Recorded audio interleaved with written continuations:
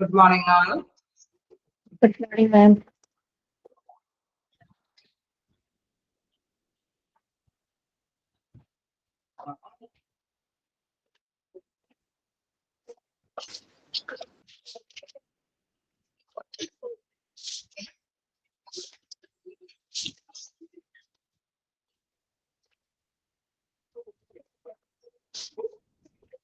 Okay, നമ്മള് കഴിഞ്ഞ ക്ലാസ്സിൽ വായിച്ചു നോക്കിയിരുന്നോ?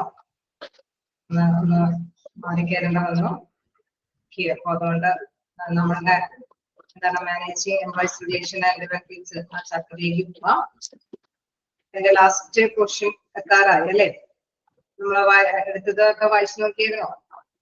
കഴിഞ്ഞ എടുത്തതൊക്കെ വായിച്ചു നോക്കിയിരുന്നോ?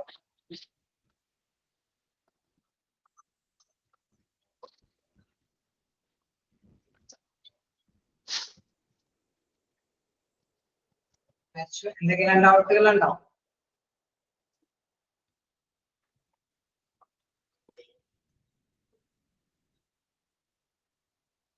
ഓക്കെ, നമ്മള് ലാസ്റ്റ് ടൈമില് എടുത്ത് നിർത്തിയത് എംപ്ലോയീസ് അല്ലേ, അവിടെ ഇമ്പോർട്ടൻസ് ഓഫ് കളക്റ്റീവ് ബാർഗെയിനിങ് ആണ് അല്ലേ?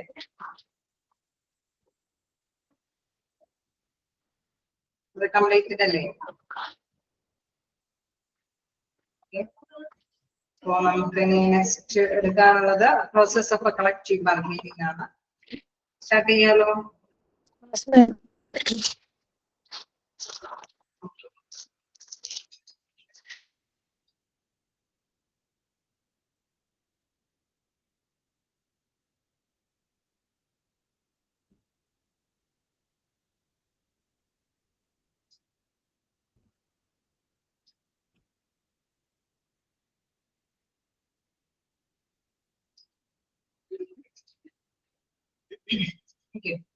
അപ്പൊ പ്രോസസ് ഓഫ് കളക്റ്റീവ് ബാർഗെയിനിങ് ആണ്. അതായത് നമുക്കറിയാം ഈ ഒരു കളക്റ്റീവ് ബാർഗെയിനിങ് എന്ന ഒരു പ്രോസസ്സ് ഒരു നെഗോഷിയേഷൻ നടത്തിയിട്ടാണ് ഈ ഒരു കളക്റ്റീവ് ബാർഗെയിനിങ് നടത്തുന്നതെന്ന് പറഞ്ഞു അല്ലെ. തൊഴിലുടമയും തൊഴിലുടമയ്ക്ക് വേണ്ടിയിട്ടുള്ള ആവശ്യങ്ങൾ അത് അവരെ ക്യാപിറ്റൽ ഇൻവെസ്റ്റ് ചെയ്യുന്നത് കൊണ്ട് തന്നെ അവർക്ക് അവരുടേതായിട്ടുള്ള അവകാശങ്ങൾ നേടിയെടുക്കണമെന്നുണ്ടാവാം. അതുപോലെ തന്നെ തൊഴിലാളികൾക്കും അല്ലെ അവർ ചെയ്യുന്ന ഡ്യൂട്ടിക്ക് അനുസൃതമായിട്ടുള്ള റിട്ടേൺസ് ഇല്ലെങ്കിൽ അതിനാൽ അനുസൃതമായിട്ടുള്ള അറ്റ്മോസ്ഫിയർ അല്ല, വർക്കിംഗ് കണ്ടീഷൻ അല്ല പ്രൊവൈഡ് ചെയ്യുന്നെങ്കിൽ, അല്ലെങ്കിൽ സേഫ്റ്റി പ്രിക്കോഷൻസ് ഒന്നും എടുത്തില്ല എങ്കിൽ, അല്ലെങ്കിൽ മറ്റു കമ്പനികൾ കൊടുക്കുന്ന അത്രയും ഓഫറുകളൊന്നും ഇവർ കൊടുക്കുന്നില്ല എങ്കിലൊക്കെ തീർച്ചയായിട്ടും അവരും എന്താണ് വിലപേശി മേടിക്കാനായിട്ടുള്ള ഒരു അവകാശവാദം ഉന്നയിക്കും. തീർച്ചയായിട്ടും യൂണിയനിലേക്ക് നേതൃത്വത്തിലായിട്ടും ഇത്തരത്തിലുള്ള കളക്റ്റീവ് ബാർഗെയിനിങ് നടത്തുന്നത്. അപ്പൊ നമുക്കറിയാം എന്താണ് കളക്റ്റീവ് ബാർഗെയിനിങ് എന്നുള്ളത് നമുക്കറിയാം. ഓക്കെ, അപ്പൊ ആ ഒരു പ്രോസസ്സ് അത് എങ്ങനെയാണ് നടപ്പാക്കുന്നത് എന്നുള്ളതാണ് ഇനി നമുക്ക് പഠിക്കാനുള്ളത്. There are two kinds of environmental factors that influence the process. Firstly, the type of bargaining structure that is present between the union and the company. നമുക്കറിയാം രണ്ടു തരത്തിലുള്ള ഇൻഫ്ലുവൻസ് ആയിട്ടുള്ള പ്രോസസ്സുകളുണ്ട്. പ്രത്യേകിച്ച് ഇരുകൂട്ടർക്കും ആവശ്യമായിട്ടുള്ള കാര്യങ്ങൾ അവരെ നേടിയെടുക്കാനായിട്ട് ശ്രമിക്കും. തീർച്ചയായിട്ടും ഈ കളക്റ്റീവ് ബാർഗെയിനിങ് എന്ന് പറയുന്ന സ്ട്രക്ചർ അല്ലെ, അവിടെ പ്രധാനമായിട്ടും യൂണിയനും കമ്പനിയും തമ്മിലാണ് വിലപേശുന്നത്. പ്രധാനമായിട്ടും നമുക്കറിയാം തൊഴിലുടമയുടെ അവകാശങ്ങൾ നേടിയെടുക്കാനായിട്ട് അവർ പരിശ്രമിക്കുകയില്ല. തൊഴിലാളികളുടെ അവകാശങ്ങൾ നേടിയെടുക്കാൻ വരുമ്പോൾ തൊഴിലുടമ സാധാരണ രീതിയിൽ അവര് ഇത്രയും ഇറക്കിയിട്ട് അവർക്കുള്ള റിട്ടേൺ ഇതാണെന്നൊക്കെയുള്ള രീതിയിൽ ബാർഗെയിൻ ചെയ്യാണ് പതിവ് അല്ലെ. അപ്പൊ തൊഴിലുടമ എന്താണ് ഇങ്ങനെ ബാർഗെയിൻ ചെയ്ത് വരുമ്പോൾ യൂണിയന്റെ നേതൃത്വത്തില് ബാർഗെയിൻ ചെയ്ത് വരുമ്പോഴുണ്ടാകുന്ന ആ ഒരു സ്ട്രക്ചർ അല്ലെ, അതിന് മുന്നോടിയായിട്ട് കുറെ കാര്യങ്ങളൊക്കെ അവർ ശ്രദ്ധിച്ചിരിക്കും. കേസ് നെഗോഷിയേഷൻ ചർച്ചകൾ വരുമ്പോ തന്നെ അതിനനുസരിച്ചുള്ള അപ്ലിക്കേഷൻസ് ഒക്കെ അവര് നടപടികളൊക്കെ എടുക്കും. യൂണിയൻ നേതാക്കളാണെങ്കിലും ഈ ചർച്ചകൾക്ക് ഉടനീളം പോകുന്നതിന് വേണ്ടിയിട്ടുള്ള എവിഡൻസും കാര്യങ്ങളൊക്കെ കളക്ട് ചെയ്തിട്ടായിരിക്കും അവർ ചർച്ചയിൽ പങ്കെടുക്കുന്നത്. നോക്കാം, there are 4 main types of structure. ഈ ഒരു ഘടനയെ നോക്കുകയാണെങ്കിൽ 4 തരത്തിലുള്ള ഇതാണ് പറയുന്നത്. A single company dealing with a single union. ഒരു കമ്പനിയിൽ തന്നെ ഒരു യൂണിയൻ മാത്രം പ്രവർത്തിക്കുന്നുള്ളെങ്കിൽ നമുക്കറിയാം ആ യൂണിയനെ തൃപ്തിപ്പെടുത്തിയാൽ മതി അല്ലെ. വലിയ പ്രശ്നമൊന്നുമില്ല, വലിയ കുഴപ്പമില്ലാത്ത രീതിയിൽ അവർക്ക് എന്താണ് തൊഴിലുടമയ്ക്ക് തൊഴിലാളികളുമായിട്ട് കൂടിച്ചേർന്ന് പോകാനൊക്കെ സാധിക്കും. Various companies are dealing with single union. Okay, വ്യത്യസ്ത കമ്പനികളും ഇതേ യൂണിയൻ മെമ്പേഴ്സ് തന്നെയായിരിക്കും. എല്ലാ കമ്പനികളും ഇതേ യൂണിയൻ മെമ്പേഴ്സ് തന്നെയായിരിക്കും പ്രവർത്തിക്കുന്നത്. ഓക്കെ, അപ്പൊ നമുക്കറിയാം യൂണിയൻ ആക്റ്റീവ് ആയിട്ടായിരിക്കും അല്ലെ, അവർ ഒറ്റക്കെട്ടായിട്ട് തന്നെ പ്രവർത്തിക്കാനായിട്ട് ശ്രമിക്കും. എല്ലാ കമ്പനികളിലും ബാർഗെയിൻ ചെയ്യാനായിട്ടുള്ള ഒരു സ്ട്രെങ്ത് അവർക്കുണ്ട് അല്ലെ. Various union dealing with single company. ഒരു കമ്പനിയിൽ തന്നെ വ്യത്യസ്ത യൂണിയനുകൾ ഉണ്ടാവും അല്ലെ. വ്യത്യസ്ത രാഷ്ട്രീയ പാർട്ടികളിലേക്ക് വ്യത്യസ്ത യൂണിയനുകൾ ഉണ്ടാവും. നമുക്കറിയാം മെമ്പേഴ്സ് എന്താണ് അവരവരുടെ കാര്യങ്ങൾ സ്വാധീനിക്കാനായിട്ട് അല്ലെ, അവരവരുടെ കാര്യങ്ങൾ നേടിയെടുക്കാൻ പറ്റുന്ന ഏത് യൂണിയൻ ആണെന്ന് അനലൈസ് ചെയ്തിട്ട് ആ യൂണിയനിലെ മെമ്പർഷിപ്പ് എടുക്കുകയാണ് സാധാരണ പതിവ് അല്ലെ. ശരിയാണോ അല്ലെ? ഏത് യൂണിയനിൽ ചേരണം എന്നുള്ള ഒരു കോമ്പറ്റീഷൻ വരുന്നത് അവരവരുടെ കാര്യങ്ങൾ നേടിയെടുക്കാൻ പറ്റുന്ന കമ്പനി അല്ലെ, യൂണിയൻ ഏതാണെന്ന് ഉള്ളത് അവർ ചൂസ് ചെയ്തിട്ടാണ് അതിലേക്ക് മെമ്പർഷിപ്പ് എടുക്കുന്നത്. അപ്പൊ അങ്ങനെ വ്യത്യസ്ത യൂണിയനുകൾ പ്രവർത്തിക്കുന്ന കമ്പനികളും ഉണ്ടാകാം. Then various companies and unions dealing with each other. Okay, വ്യത്യസ്ത കമ്പനികളിൽ വ്യത്യസ്തമായിട്ടുള്ള യൂണിയനുകൾ അല്ലെ, അവിടെ വ്യത്യസ്തമായിട്ടുള്ള യൂണിയനുകളൊക്കെ ആയിട്ട് പ്രവർത്തിക്കുന്നു. അതായത് ഒരു യൂണിയനിൽ തന്നെ ഒരു കമ്പനി ഉണ്ടാവാം, ഒരു വിവിധ യൂണിയൻ കമ്പനികളിൽ ഒരേ യൂണിയൻ തന്നെ പ്രവർത്തിക്കാം, ഒരു കമ്പനിയിൽ തന്നെ വിവിധ യൂണിയനുകൾ വരാം. then എന്താണ് വ്യത്യസ്ത കമ്പനികൾ വ്യത്യസ്ത അല്ല ഡീലിംഗ് വിത്ത് ഈച്ച് അതറോ വ്യത്യസ്തമായിട്ടുള്ള ഡീലിംഗ് ചെയ്യാനുള്ള അവസ്ഥയും വരാം. ആരാണോ മുന്നിട്ട് വരുന്നത് അല്ലെ, കളക്റ്റീവ് ബാർഗെയിൻ ചെയ്യാനായിട്ട് ആരാണോ മുന്നിട്ട് വരുന്നത്, ഏത് യൂണിയൻ ആണോ ഏത് മെമ്പർ ആണോ അവരോടൊക്കെ തന്നെ അവര് ഡീൽ ചെയ്ത് പരിഹാരങ്ങളൊക്കെ കണ്ടെത്തേണ്ടതും ഉണ്ടാകാം. അങ്ങനെ വ്യത്യസ്ത രീതിയിൽ കളക്റ്റീവ് ബാർഗെയിനിങ് അവിടെ ഉണ്ടാവാനായിട്ടുള്ള സാധ്യതകളുണ്ട്. കമ്പനി അത് ഫോക്കസ് ചെയ്തിട്ട് വേണം മുന്നോട്ട് പോകാനായിട്ട് അല്ലെ. ആരെങ്കിലും ഒക്കെ കളക്റ്റീവ് ബാർഗെയിൻ ചെയ്യാനായിട്ടുള്ള സാധ്യതയുണ്ടെന്ന് മുന്നിട്ടിട്ട് വേണം. തീർച്ചയായിട്ടും എന്തെങ്കിലും ഫ്രിഞ്ച് ബെനിഫിറ്റ്സ് ഒക്കെ കൊടുക്കുമ്പോൾ അല്ലെ, അത് എല്ലാവർക്കും ഒരേപോലെ ഒരു ഡിസ്ക്രിമിനേഷൻ ഒന്നും ഇല്ലാതെ തന്നെ കൊടുക്കേണ്ടത് ആവശ്യമാണ്. ഇൻ കേസ് അങ്ങനെ അല്ലാതെ ഏതെങ്കിലും രീതിയിൽ വളച്ചൊടിച്ച രീതിയിലൊക്കെ എന്തെങ്കിലും ബെനിഫിറ്റ്സുകളൊക്കെ കൊടുത്തു കഴിഞ്ഞാൽ തീർച്ചയായിട്ടും യൂണിയനുകളൊക്കെ ഇടപെടും. അപ്പൊ ചർച്ചകൾ വരാൻ സാധ്യതയുണ്ട്. അപ്പൊ എല്ലാവർക്കും തന്നെ അതിന്റെ ഫലങ്ങളൊക്കെ നേരിട്ട് കൊടുക്കേണ്ടതായിട്ടുണ്ട്. ഓക്കെ, അപ്പൊ അതിന്റെ ഒരു കാര്യം തന്നെയാണ് ഇവിടെ എൻവയോൺമെന്റ് എന്നുള്ള രീതിയിൽ കൊടുത്തിട്ടുണ്ട്.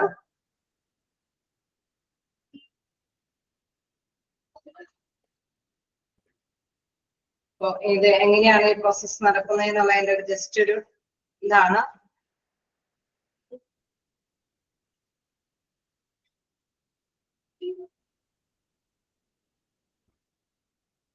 ഓക്കെ, അപ്പൊ അവിടെ നോക്കാം എങ്ങനെയാണെന്നുള്ളത് നോക്കാം. ഫസ്റ്റ് എൻവയോൺമെന്റിൽ ഈ ഒരു പശ്ചാത്തലത്തില് പ്രിപ്പയറിംഗ് ഫോർ നെഗോഷിയേഷന് വേണ്ടിയിട്ട് പ്രിപ്പയർ ചെയ്യേണ്ടതാണ്. ബാർഗെയിനിങ് ഇഷ്യൂസ്, അതായത് വിലപേശി അല്ലെ അവരുടെ തീരുമാനങ്ങളൊക്കെ ബാർഗെയിൻ ചെയ്യേണ്ടതുണ്ട്. ദെൻ അവിടെ ചർച്ചകൾ പുരോഗമിച്ചു പോകുന്നു. ദെൻ നെഗോഷിയേഷൻ ബ്രേക്ക് ഡൗൺ, ചിലപ്പോഴൊക്കെ നെഗോഷിയേഷൻ അല്ലെ ചർച്ച ചിലപ്പോൾ നിർത്തിവെക്കേണ്ടതായിട്ട് വരുന്നു. ദെൻ എന്താണ് ഓവർകമ്മിങ് ബ്രേക്ക് ഡൗൺസ്, വീണ്ടും ചിലപ്പോൾ വേണമെങ്കിൽ അത് ഓവർകം ചെയ്ത് അല്ലെ ആ ബ്രേക്ക് ഡൗൺസ് ഒക്കെ വീണ്ടും ചെയ്ത് പോകാം. അല്ലെങ്കിൽ ചിലപ്പോൾ ആണെങ്കിൽ ആ ചർച്ചയോടുകൂടി അത് അവിടെ നനച്ചു പോകും. ചിലപ്പോൾ വീണ്ടും അത് കുത്തിപ്പൊക്കി വീണ്ടും ആ ചർച്ച പുനഃസംഘടിപ്പിച്ചു കൊണ്ടുപോകാം. റീച്ചിങ് ദ എഗ്രിമെന്റ്, അവസാനം എന്താണ് ഏതെങ്കിലും എഗ്രിമെന്റിലേക്ക് എത്തുന്നു. റാറ്റിഫൈയിങ് ദ എഗ്രിമെന്റ്, എന്തെങ്കിലും തിരുത്തലുകളും കാര്യങ്ങളൊക്കെ ഉണ്ടെങ്കിൽ അത് നടപ്പാക്കേണ്ടി വരുന്നു. അഡ്മിനിസ്ട്രേഷൻ ഓഫ് ദ എഗ്രിമെന്റ്, നമുക്കറിയാം അത് ഭരണതലത്തില് നടപ്പാക്കി കൊണ്ടുപോവുകയാണ് ചെയ്യുന്നത്. സാധാരണയായിട്ട് ചർച്ച അങ്ങനെയാണ് വരുന്നത് അല്ലെ. ആദ്യം തന്നെ ചർച്ചയ്ക്ക് വേണ്ടിയിട്ട് ഒരുങ്ങും, ആ ചർച്ചയിലെ ബാർഗെയിനിങ് കാര്യങ്ങളൊക്കെ വരുന്നു. ചർച്ച തുടർന്നുകൊണ്ടിരിക്കുന്നു. ചിലപ്പോൾ ചർച്ച അവിടെ നിർത്തലായി പോകുന്നു. പിന്നെ ചിലപ്പോൾ പുരോഗതി ഉണ്ടാവില്ല, അത് അതോടുകൂടി നിന്ന് പോകും. ചിലപ്പോൾ ആ ചർച്ച വീണ്ടും അല്ലെ ചർച്ച വീണ്ടും വരാനായിട്ട് സാധ്യതയുണ്ട്. പിന്നെ അവിടെ ഒരു എഗ്രിമെന്റിലേക്ക് എത്തുന്നു. ആ എഗ്രിമെന്റിൽ എന്തെങ്കിലുമൊക്കെ അല്ലെ എന്തെങ്കിലും തിരുത്തലുകൾ വീണ്ടും വരുന്നുണ്ടെങ്കിൽ അത് തിരുത്തലുകളൊക്കെ വീണ്ടും കൂട്ടിച്ചേർക്കലുകളൊക്കെ ചേർന്നതിന് ശേഷം അവസാനം അഡ്മിനിസ്ട്രേറ്റീവ് പവറിൽ അത് എന്താണ് നടപടികളിലേക്ക് കിടക്കുന്നത് അല്ലെ. നടപടി രൂപേണ തന്നെ എന്താണ് ബാർഗെയിൻ ചെയ്ത കാര്യങ്ങൾക്ക് ഒരു പ്രാബല്യം വരും. അങ്ങനെയാണ് നമ്മൾ അതിനെ എന്താണ് ലിങ്ക് ചെയ്തു എന്നുള്ള ഒരു ലക്ഷ്യത്തിലേക്ക് എത്തുന്നത്. ഓക്കെ, അങ്ങനെയല്ലേ ചർച്ച സംഘടിപ്പിച്ച് പോവാറ്.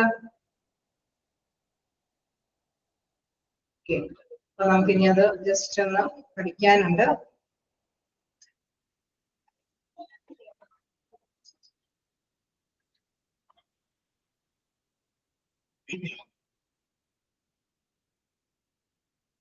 The second environmental factor is the type of union management relationship ആണ്.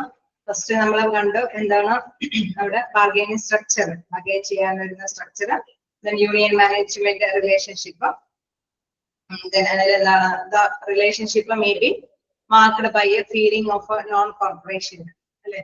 അവിടെ നമുക്കറിയാം ആ റിലേഷൻഷിപ്പ് മാർക്ക് ചെയ്യുന്നത് അല്ലെ ഒരു ഒത്തൊരുമയില്ലാതെ എന്ന് നമുക്ക് മുന്നോട്ട് പോകാനായിട്ട് സാധിക്കില്ല. അപ്പൊ അവിടെ പ്രധാനമായിട്ടും ആ യൂണിയൻ മാനേജ്മെന്റ് റിലേഷൻഷിപ്പിന്റെ പ്രധാനപ്പെട്ട കാര്യം എന്ന് പറയുന്നത് ഒത്തൊരുമിച്ച് പോകണം അല്ലെ, റിലേഷൻഷിപ്പ് മെയിൻറ്റെയിൻ ചെയ്ത് പോകണം. Collective bargaining is only possible under the cooperative style of functioning. ഇങ്ങനെ സഹകരണം വേണമെങ്കിൽ നമുക്കറിയാം എന്താണ് അവിടെ ഒരു ചർച്ച ആവശ്യമാണ് അല്ലെ. പല അവരവരുടേതായിട്ടുള്ള കാര്യങ്ങൾ ചർച്ച ചെയ്യപ്പെടുമ്പോൾ സൊല്യൂഷൻസ് കണ്ടെത്തേണ്ടതായിട്ട് വരും അല്ലെ. അവിടെ ഏതാണ് പ്രധാനമായിട്ടും ഈ ഒരു ഫീലിങ്സ്, അതായത് ഈ ഒരു ഒന്നിച്ചു നിൽക്കാനുള്ള ഒരു ഇത് അല്ലെ. കോപ്പറേറ്റീവ് ആയിട്ടുള്ള സ്റ്റൈൽ എന്ന് പറയുമ്പോൾ പരസ്പരം യോജിച്ച് തീരുമാനത്തിലേക്ക് എത്തുന്നത്. അപ്പൊ പലർക്കും ചില പ്രോബ്ലംസുകൾ ഉണ്ടാവാം, ആ പ്രോബ്ലംസിനൊക്കെ സോൾവ് ചെയ്ത് പോകാനൊക്കെ ആയിട്ട് സാധിക്കും. Non cooperative approach tenders the process. നമുക്കറിയാം അവിടെ കോപ്പറേറ്റീവ് അല്ല എങ്കിലും അതിന് വലിയ പ്രശസ്തി ഇല്ല അല്ലെ. ആ പ്രോസസ് നെഗോഷിയേഷന് പ്രശസ്തി ഇല്ല. ഈ ചർച്ചകൾ സംഘടിപ്പിക്കുന്ന എന്താണ് പരസ്പരം അവരെ കേൾക്കാനും അതിനനുസരിച്ചുള്ള തീരുമാനങ്ങൾ അഡോപ്റ്റ് ചെയ്ത് പോകാനുമാണ് അല്ലെ. അപ്പൊ തീർച്ചയായിട്ടും യൂണിയൻ മാനേജ്മെന്റ് റിലേഷൻഷിപ്പ് അതിൽ ഒളിഞ്ഞിരിക്കുന്ന പ്രധാനപ്പെട്ട കാര്യം എന്ന് പറയുന്നത് കോർപ്പറേഷൻ ആണ് അല്ലെ. ഒത്തൊരുമയോടുകൂടി പ്രവർത്തിക്കുക എന്നുള്ളതാണ് പ്രധാനമായിട്ടും വരുന്നത്. നെഗോഷിയേഷനിൽ ഉടനീളം അത് തന്നെയാണ് പ്രാവർത്തികമാക്കി കൊണ്ടുപോകുന്നത്. The complete process of a collective bargaining is explained below. Okay, നമ്മളിപ്പോ കളക്റ്റീവ് ബാർഗൈനിങ് പ്രോസസ് എങ്ങനെയാന്നുള്ളതാണ് അവിടെ നമുക്ക് മനസ്സിലാക്കാനുള്ളത്. First one preparing for negotiation. നമ്മൾ നേരത്തെ പറഞ്ഞ മാതിരി ചർച്ച അല്ലെ, അത് വേണം എങ്കിൽ മാത്രമാണ് നമുക്കൊരു തീരുമാനങ്ങൾ എടുക്കാൻ അല്ലെങ്കിൽ ഈ കളക്റ്റീവ് ബാർഗൈനിങ്ങിന്റെ ഒരു സൊല്യൂഷനിലേക്ക് എത്തുകയുള്ളൂ. It is essential for the employers and the employees to prepare in advance for the negotiation, since a variety of topics and complex issues are discussed during the process. Okay, നമുക്കറിയാം ആ process നടപ്പാക്കി പോകുമ്പോൾ അത് സങ്കീർണമായിട്ടുള്ള ഏത് issue ആണെങ്കിലും അല്ലെ, നമ്മളിപ്പോ തൊഴിലാളികൾക്ക് ചിലപ്പോൾ ആണെങ്കിലും പലതരത്തിലുള്ള പ്രോബ്ലംസ് ഉണ്ടാവാമെന്ന് നമ്മൾ പറഞ്ഞു അല്ലെ. ചിലപ്പോൾ സാലറി ബേസ് ചെയ്തിട്ട് കാര്യമായിരിക്കും, അല്ലെങ്കിൽ വർക്കിംഗ് കണ്ടീഷൻ ബേസ് ചെയ്ത കാര്യമായിരിക്കും, അല്ലെങ്കിൽ അവർക്ക് അല്ലെ മതിയായ ലൈഫ് സൗകര്യങ്ങൾ ഉണ്ടാവില്ല, വാഹന സൗകര്യങ്ങളില്ല, അല്ലെങ്കിൽ എന്താണ് അല്ലെ അവർക്ക് മതിയായിട്ടുള്ള വിശ്രമ സാങ്കേതികളില്ല, അങ്ങനെ എന്തെങ്കിലുമൊക്കെ അല്ലെ അവർക്ക് പല പല തരത്തിലുള്ള ഇഷ്യൂസുകൾ വരാനായിട്ടുള്ള സാധ്യതകളാണ്. അപ്പൊ ഏത് ടോപ്പിക് ആണെങ്കിലും ഏത് സങ്കീർണമായിട്ടുള്ള ടോപ്പിക് ആണെങ്കിലും അത് ചർച്ചയിലൂടെയാണ് പരിഹരിക്കാനായിട്ട് ശ്രമിക്കേണ്ടത്. അപ്പൊ എന്താണ് അതിന് വേണ്ടിയിട്ട് ഒരു അഡ്വാൻസ് ആയിട്ട് പ്രിപ്പയർ ചെയ്യണം. Presenting a methodical and accurate case to both sides can be termed as effective bargaining. അത്തരത്തിൽ നല്ല പ്രിപ്പയർ ചെയ്ത നെഗോഷിയേഷൻ കൃത്യമായിട്ട് തന്നെ അത് പ്രസന്റ് ചെയ്യുമ്പോഴാണ് അവിടെ എഫക്റ്റീവ് ആയിട്ടുള്ള അല്ലെ കാര്യക്ഷമമായിട്ടുള്ള ഒരു ബാർഗൈനിങ് നടത്താനായിട്ട് സാധിക്കുന്നത്. നമ്മൾ എപ്പോഴും പറയും നെഗോഷിയേഷൻ നടത്തുമ്പോൾ പ്രധാനമായിട്ടും എവിഡൻസുകൾ വെച്ച് നെഗോഷിയേഷൻ നടത്താനായിട്ട് ശ്രമിക്കുക അല്ലെ, ചർച്ചകൾ നടത്താനായിട്ട് ശ്രമിക്കുക.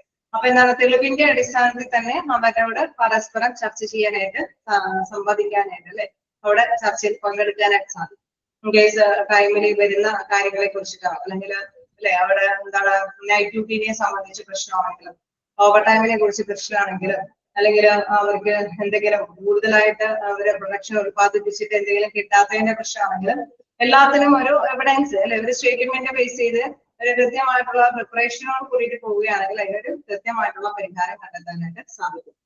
Management side negotiators are required to management സൈഡിൽ നിന്ന് നോക്കുകയാണെങ്കിൽ make a definitive proposals in response to change in the contract language.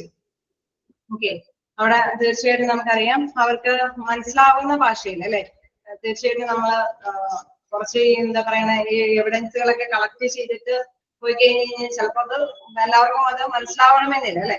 എല്ലാവർക്കും വ്യക്തമായ മാറ്റങ്ങൾക്കൊക്കെ കൃത്യമായ ഒരു നിർദ്ദേശങ്ങൾ അല്ലെ, മാറ്റങ്ങളൊക്കെ കൃത്യമായിട്ട് നിർദ്ദേശിക്കുന്ന ഒരു ഡെഫിനറ്റ് ആയിട്ടുള്ള രീതിയിൽ തന്നെ ലാംഗ്വേജിൽ അത് പ്രിപ്പയർ ചെയ്യണം. Then establish the broad range of the monetary packages to be proposed by the company. അതുപോലെ തന്നെ എന്താണ് വിശാലമായിട്ടുള്ള അല്ലെ അവരുടെ പാക്കേജസ് ഒക്കെ ആണെങ്കിൽ നമുക്കറിയാം എപ്പോഴും സാലറിയും ബേസ് ചെയ്തിട്ടുള്ള പ്രശ്നങ്ങളായിരിക്കും അല്ലെ. അപ്പൊ അതുകൊണ്ട് തന്നെ ആ മോണിറ്ററി പാക്കേജുകളെ കുറിച്ചിട്ടൊക്കെ ഒരു നല്ല ധാരണ കമ്പനിക്ക് ഉണ്ടായിരിക്കണം. നമ്മൾ എന്തൊക്കെയാണ് കൊടുക്കുന്നത് അല്ലെ, ഫ്രഷേഴ്സിന് എങ്ങനെയാണ് ട്രെയിനിങ് കൊടുക്കുന്നുണ്ട്, അവർക്ക് അതിന് വേണ്ടിയിട്ട് എക്സ്പെൻസ് വരുന്നത്, അല്ലെങ്കിൽ സാലറി കൊടുക്കുന്നത് അനുസരിച്ചിട്ടുള്ള ഇന്ന കാര്യങ്ങൾക്കൊക്കെ അനുസരിച്ച് സാലറി ഉണ്ട്, അല്ലെങ്കിൽ ഇന്ന ടൈമുകൾ ഇൻസെന്റീവ്സ് കൊടുക്കുന്നുണ്ട്, അതല്ലെങ്കിൽ അല്ലെ എല്ലാം തന്നെ ഇടയ്ക്കിടയ്ക്ക് നമ്മൾ ഈ പറഞ്ഞ മാതിരി തന്നെ ബോണസ് കൊടുക്കുന്നുണ്ട്, അല്ലെങ്കിൽ അവർക്ക് ആവശ്യമായിട്ടുള്ള റിട്ടയർമെന്റ് ബെനിഫിറ്റ്സിലേക്ക് ഇത്രയും കോൺട്രിബ്യൂട്ട് ചെയ്യുന്നുണ്ട്. അങ്ങനെ കൃത്യമായിട്ട് തന്നെ മോണിറ്ററി പാക്കേജുകൾ അതിനെ കുറിച്ചിട്ട് നല്ലൊരു ധാരണ അവർക്ക് ഉണ്ടായിരിക്കണം. രണ്ടുപേരില്ലേ ഇപ്പൊ ചർച്ചയിൽ സംഘടിപ്പിക്കുമ്പോൾ തീർച്ചയായിട്ടും അവർക്ക് ബാർഗെയിൻ ചെയ്ത് കഴിയുമ്പോൾ തിരിച്ചടിക്കാനുള്ള പോയിന്റ്സ് അവരുടെ കയ്യിൽ ഉണ്ടാവും അല്ലെ. തൊഴിലുടമയുടെ തീർച്ചയായിട്ടും അങ്ങനെയാണ് അല്ലെ. അവര് ചർച്ചയ്ക്ക് വന്നമ്മ സിഗ്മോവനായിട്ടുള്ള പ്രധാനപ്പെട്ട കാരണം അങ്ങനെയാണ്. തൊഴിലുടമ അവരിങ്ങനെ ബാർഗെയിൻ ചെയ്തുകൊണ്ടേയിരിക്കും. നമുക്ക് നമ്മുടേതായിട്ടുള്ള അവർക്ക് അല്ലെ അവര് റിസ്ക് എടുക്കുന്നതിന്റെ പ്രധാനപ്പെട്ട കാര്യങ്ങളൊക്കെ അവര് കൃത്യമായിട്ട് തന്നെ എവിഡൻസ് കാണിക്കും. അതേസമയം തൊഴിലാളിക്ക് അത്ര പോലും എവിഡൻസ് കാണിക്കാനായിട്ടുള്ള ഒരു സാഹചര്യം ഉണ്ടായതും വരില്ല. ഓക്കെ, അങ്ങനെ വരുമ്പോഴാണ് ചർച്ചയ്ക്ക് ഫലം കിട്ടാതെ ചിലപ്പോഴൊക്കെ മിസ്സായി പോകുന്നത്. Then provide supportive data and statistics tool during the negotiation purpose. നമ്മൾ നേരത്തെ പറഞ്ഞ മാത്രമേ എല്ലാത്തിനും അല്ലെ ഒരു സ്റ്റാറ്റിസ്റ്റിക്കൽ സ്ഥിരീകരണ കണക്കുകൾ അല്ലെങ്കിൽ സപ്പോർട്ടിംഗ് ആയിട്ടുള്ള ഡാറ്റകളൊക്കെ അത് കൈവശം ഉണ്ടാവേണ്ടതാണ്. Maintain a bargaining book to aid company negotiation.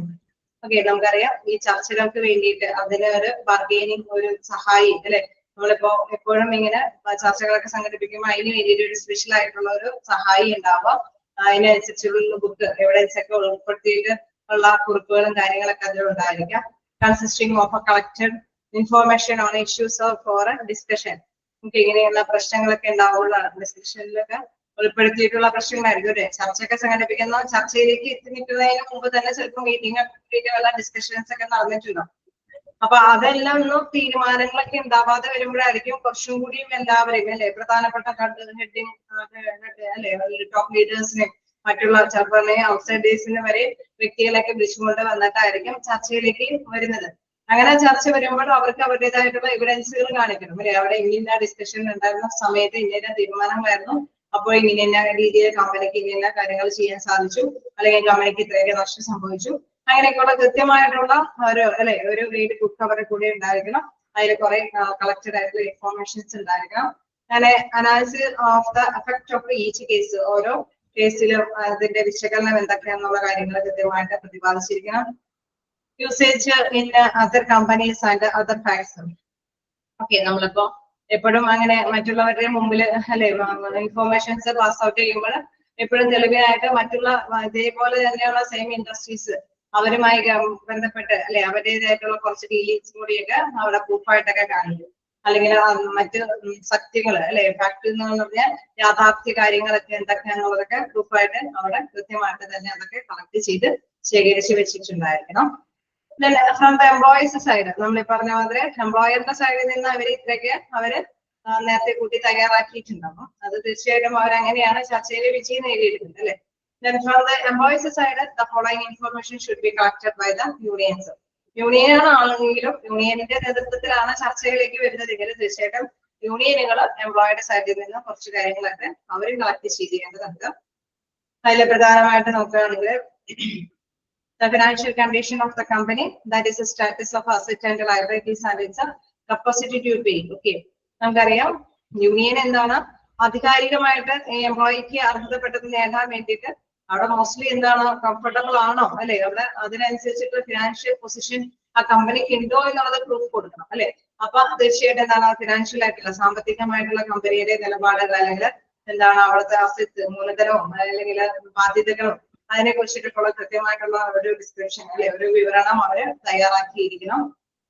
അങ്ങനെയാണെങ്കിൽ മാത്രമാണ് അല്ലെ അവിടെ തൊഴിലാളികൾക്ക് എന്തെങ്കിലും അല്ലെ ഗുണകരമായിട്ടുള്ള ഫിനാൻഷ്യൽ ആയിട്ടുള്ള കാര്യങ്ങൾ നേടിയെടുക്കണമെങ്കിൽ കമ്പനിയുടേതായിട്ടുള്ള പ്രോബ്ലംസ് പറയും അല്ലെ. അവർക്ക് ഇത്രയും ഇൻവെസ്റ്റ്മെന്റ് ഉള്ളോ, ഇത്രയൊക്കെ ചെയ്തിട്ട് ഇത്ര എക്സ്പെൻസ് ആയി എന്നൊക്കെയുള്ള നിരത്തുമ്പോൾ തീർച്ചയായിട്ടും തിരിച്ചടിക്കാനായിട്ട് കമ്പനിയുടെ ക്യാപിറ്റലും അല്ലെങ്കിൽ ലയബിലിറ്റീസ് ഒക്കെ ഇത്രയൊക്കെ ഉള്ളൂ എന്നുള്ള കാര്യം ചൂണ്ടിക്കാണിച്ചു. ഇത്രയൊക്കെ നേടാനായിട്ട് സാധിച്ചത് അവിടെയുള്ള തൊഴിലാളികളുടെ എഫേർട്ട് കൊണ്ടാണെന്നൊക്കെ ഉള്ളത് വരുത്തി തീർക്കാനായിട്ടുള്ള കൃത്യമായിട്ടുള്ള ഇൻഫോർമേഷൻസ് യൂണിയനുകളും കരുതി വെക്കേണ്ടതുണ്ട്.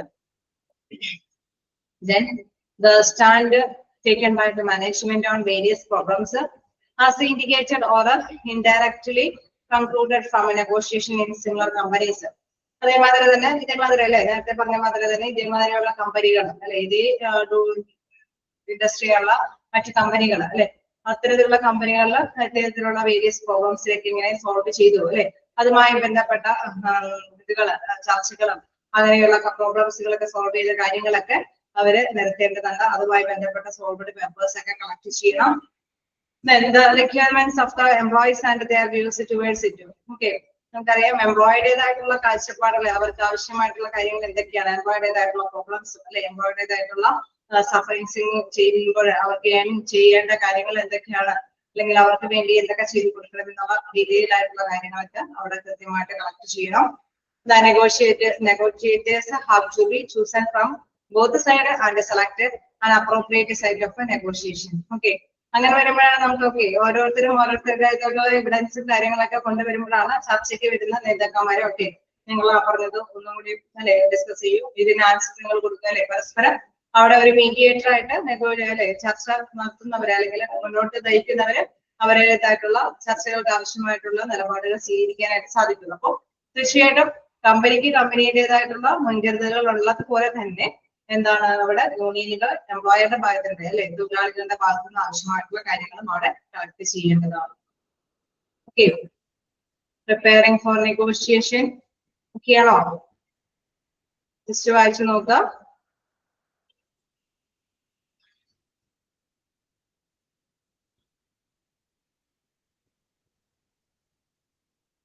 ക്വസ്റ്റ്യൻസ് ഒക്കെ ചെറിയ രീതിയിലൊക്കെ ഇതിന് വരാനായിട്ടുള്ള സാധ്യത എന്ന് പറയുന്നത് തൊഴിലാളികളുടെ ഭാഗത്തുനിന്ന് അല്ലെ ഏതൊക്കെ രീതിയിലുള്ള ഇൻഫോർമേഷൻസ് അല്ലെങ്കിൽ തൊഴിലുടമയുടെ ഭാഗത്തുനിന്ന് എന്ത് ഇൻഫോർമേഷൻസ് ആണ് ആവശ്യമായിട്ട് വരുന്നത് എന്നുള്ളതെന്ന് ജസ്റ്റ് നോക്കിയിട്ട് ഓക്കെ നോക്കാം.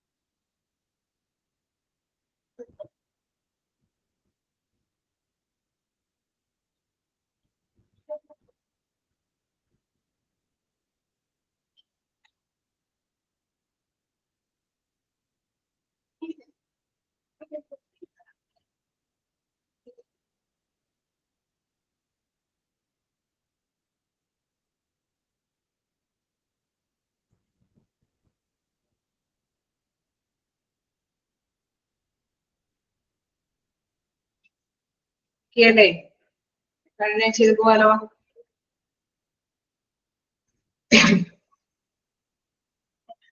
നമുക്ക് നെക്സ്റ്റ് നോക്കാനുള്ളത് ഐഡന്റിഫൈയിങ് ബാർഗെയിനിങ് ഇഷ്യൂസ് ആണ്.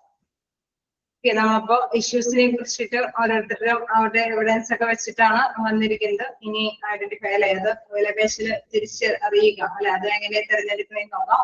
The main issues in collective bargaining are explained here. എങ്ങനെയാണ് ഇതിന്റെ മെയിൻ ആയിട്ടുള്ള പ്രശ്നങ്ങൾ അല്ലെ ഇതെങ്ങനെയാണെന്ന് നോക്കാം. വേജസ് റിലേറ്റഡ് ഇഷ്യൂസ് സാധാരണയായിട്ട് നമുക്കറിയാം സാധാരണയായിട്ട് വ്യത്യസ്ത തരത്തിലുള്ള ഇഷ്യൂസുകൾ ഉണ്ട്. അതിൽ പ്രധാനപ്പെട്ട ഇഷ്യൂസ് എന്ന് പറയുന്നത് വ്യത്യസ്തമായ നിലപാടുകളായിരിക്കും അല്ലെ. അവര് ഡ്യൂട്ടി ചെയ്യുന്നതനുസരിച്ചിട്ട് മതിയായ കൂലി അവർക്ക് കൊടുക്കാതിരിക്കുന്നതായിരിക്കും അല്ലെ. അവരെ കൊണ്ട് ഒരുപാട് അല്ലെ എംപ്ലോയീസിനെ കൊണ്ട് ഒരുപാട് ഡ്യൂട്ടി ചെയ്യിപ്പിച്ചിട്ട് ഇൻ കേസ് പ്രോഫിറ്റബിൾ ആയിട്ട് തന്നെ ആ ഫോം റൺ ചെയ്യുന്നുണ്ടെങ്കിൽ കൂടി എംപ്ലോയീസിന് അർഹമായതായിട്ടുള്ള എന്തെങ്കിലും പാരിതോഷികങ്ങളോ ഒന്നും കൊടുക്കാതിരിക്കുന്ന ഒരു നിലപാടിനെയാണ് സാധാരണയായിട്ട് ചൂഷൻ ചെയ്യാറ് അല്ലെ. അപ്പൊ wages related issues, supplementary economic benefits issues, institutional issues, administrative issues അല്ലെ. അങ്ങനെ പലതരത്തിലുള്ള പ്രോബ്ലംസുകൾ ഉണ്ടാവാം. മെയിൻലി ഫസ്റ്റ് വൺ നമുക്ക് നോക്കാം വേജ് റിലേറ്റഡ് ഇഷ്യൂസ് ആണ്. It includes determination of basic wages rate, cost of living adjustments, wage differentials, over time rates, wage adjustments etcetera. അതായത് നമുക്കറിയാം basic വേജിലൊന്നും ഒരു മാറ്റം ഉണ്ടാവില്ല അല്ലെ. ഇത് ചിലപ്പോ ആണെങ്കിൽ വർഷങ്ങളോളമായിട്ട് അവിടെ ജോലി ചെയ്യുന്നവരായിരിക്കും. അപ്പൊ സ്റ്റാർട്ടിങ്ങിൽ കൊടുത്ത ആ സാലറി തന്നെയായിരിക്കും എപ്പോഴും കൊടുക്കുക. അങ്ങനെ വരുമ്പോൾ തീർച്ചയായിട്ടും തൊഴിലാളികൾക്ക് വിഷമം ഉണ്ടാവും അല്ലെ. നമ്മൾ ഇത്രത്തോളം നാളെ നിന്നിട്ടും നല്ല രീതിയിൽ ബിസിനസ് ചെയ്ത് പോയിട്ടും അവർക്ക് വിചാരിച്ച രീതിയിലുള്ള ഇൻക്രിമെന്റ് അല്ലെ കൂട്ടി കൊടുക്കുന്ന ഒരു കണ്ടീഷൻ ഇല്ലാതെ ആവുമ്പോൾ സാധാരണയായിട്ട് ഇവര് നെഗോഷിയേഷൻ നടത്തി ബാർഗെയിൻ ചെയ്തെടുക്കാനായിട്ട് ശ്രമിക്കും. കോസ്റ്റ് ഓഫ് ലിവിംഗ് അഡ്ജസ്റ്റ്മെന്റ്സ് നമുക്കറിയാം ജീവിത ചെലവ് ക്രമീകരണങ്ങളൊക്കെ അല്ലെ. ദൈനംദിനമായിട്ട് ജീവിത ചെലവ് വർദ്ധിക്കുന്നതനുസരിച്ചിട്ടാണ് അവർ വേജസ് കൂട്ടി കൊടുക്കാനായിട്ട് ആഗ്രഹിക്കുന്നത്. അപ്പൊ തീർച്ചയായിട്ടും അത് മെയിൻ ആയിട്ടുള്ള ഒരു പ്രശ്നമായിട്ട് തന്നെയായിരിക്കും അവർ ബാർഗെയിൻ ചെയ്യുന്നത്. ദെൻ വേജസ് ഡിഫറൻഷ്യൽസ് നമുക്കറിയാം ഒരേ കാറ്റഗറിയിൽ തന്നെ ജോലി ചെയ്യുന്നവരുണ്ടാവാം. പക്ഷെ അവരുടെ എന്തെങ്കിലുമൊക്കെ അഡ്ജസ്റ്റ്മെന്റും കാര്യങ്ങളൊക്കെ കൊടുത്തിട്ട് ചിലർക്കൊക്കെ ഡിസ്ക്രിമിനേഷൻ നടത്തി ജോലികളൊക്കെ അല്ലെ വേജസ് ഒക്കെ കൊടുക്കുന്നുണ്ടാവും. അപ്പൊ അങ്ങനെ ഒരു ഡിസ്ക്രിമിനേഷൻ അങ്ങനെ ഒരു വേർതിരിവ് കാണിച്ചു കൊടുക്കുന്നുണ്ടെങ്കിൽ അതിനെ ക്വസ്റ്റ്യൻ ചെയ്യാം അല്ലെ. അവിടെ നെഗോഷിയേഷൻ വെച്ചിട്ട് അവരെ ഡിസ്ക്രിമിനേറ്റ് ചെയ്യുന്നു എന്നുള്ള രീതിയിൽ തന്നെ അവർക്ക് അതിനനുസരിച്ചിട്ടുള്ള കൂലി ആവശ്യപ്പെടാനായിട്ടുള്ള അർഹതയുണ്ട്. ദെൻ ഓവർ ടൈം റേറ്റ്സ് നമുക്കറിയാം ഡ്യൂട്ടി ചെയ്യുന്നത് കൂടാതെ തന്നെ ഓവർ ടൈം അല്ലെ. ചിലപ്പോൾ ഹോളിഡേയ്സിൽ അവർ വർക്ക് ചെയ്യാം, അല്ലെങ്കിൽ ഡ്യൂട്ടി കഴിഞ്ഞിട്ട് അവർ വർക്ക് ചെയ്യുന്നുണ്ടാവാം. അങ്ങനെ അല്ലെ. അങ്ങനെ വ്യത്യസ്ത രീതിയിലൊക്കെ ഷിഫ്റ്റുകളൊക്കെ എടുത്ത് അവർ ഡ്യൂട്ടി ചെയ്തിട്ട് ഓവർ ടൈമിലെ റേറ്റ്സ് അതൊന്നും മതിയായ രീതിയിൽ ഇൻ കേസ് ചിലപ്പോൾ ആണെങ്കിൽ സാധാരണ രീതിയിൽ കൂടുതലുള്ള റേറ്റ് കൊടുക്കേണ്ടതായിട്ടുണ്ട് വരാം അല്ലെ. ഓവർ ടൈം ഒക്കെ ആണെങ്കിൽ ചിലപ്പോൾ റേറ്റ് കൂട്ടി കൊടുക്കേണ്ടതുണ്ടാവും. അങ്ങനെയൊന്നും കൊടുക്കുന്നില്ല എങ്കിൽ തീർച്ചയായിട്ടും അവർ ബാർഗെയിൻ ചെയ്യും. Wages adjustments etcetera. ഓക്കെ, ചിലപ്പോൾ എന്തെങ്കിലുമൊക്കെ രീതിയിൽ അഡ്ജസ്റ്റ്മെന്റ്സ് അല്ലെ. ചിലപ്പോ ആണെങ്കിൽ ഒരുപാട് ലീവ് ഒക്കെ എടുക്കുമ്പോൾ അല്ലെങ്കിൽ ഇൻ കേസ് ഈ പറഞ്ഞ ഓവർ ടൈം ഒക്കെ ചെയ്ത് അഡ്ജസ്റ്റ്മെന്റ് ചെയ്ത് അവർ അവരുടെ ഡ്യൂട്ടിയൊക്കെ ക്രമീകരിക്കുമ്പോൾ അല്ലെ.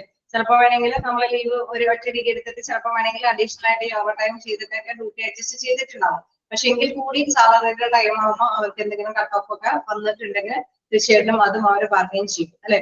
അപ്പൊ അതെല്ലാം അത്തരത്തിലുള്ള കാര്യങ്ങളൊക്കെയാണ് സാധാരണയായിട്ട് ബാർഗെയിൻ ചെയ്യാനായിട്ട് പ്രധാനമായിട്ട് വേജസ് റിലേറ്റഡ് ആയിട്ടുള്ള ഇഷ്യൂസ് ഒക്കെയാണോ.